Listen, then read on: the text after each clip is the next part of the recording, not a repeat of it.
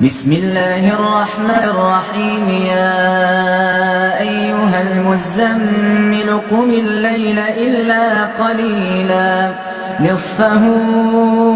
أو انقص منه قليلا أو زد عليه ورتل القرآن ترتيلا إنا سنلقي عليك قولا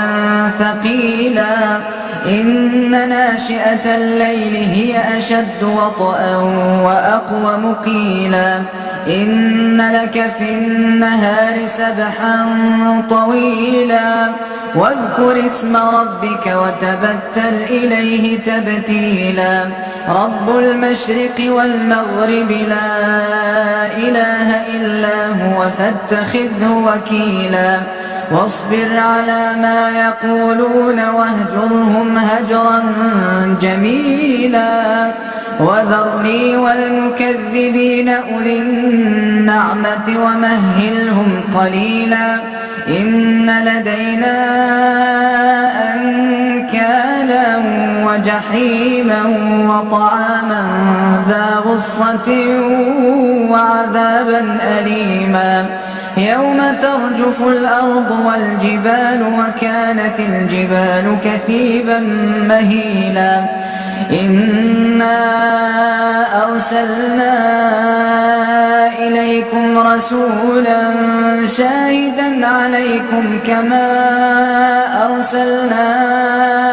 إلى فرعون رسولا فعصى فرعون الرسول فأخذناه أخذا وبيلا فكيف تتقون إن كفرتم يوما يجعل الولدان شيبا السماء منفطر به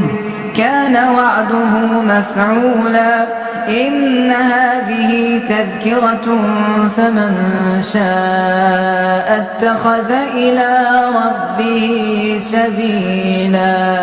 إن ربك يعلم أنك تقوم أدنى من ثلثي الليل ونصفه وثلثه وطائفة من الذين معك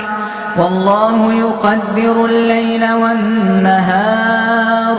علم أن لن تحصوه فتاب عليكم فاقرؤوا ما تيسر من القرآن علم أن سيكون منكم مرضى وآخرون يضربون في الأرض يبتغون من فضل الله وآخرون يقاتلون في سبيل الله فاقرؤوا ما تيسر منه وأقيموا الصلاة وآتوا الزكاة وأقرضوا الله قرضا حسنا وما تقدموا لأنفسكم من خير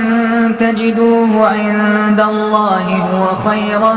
وأعظم أجرا واستغفروا الله إن الله غفور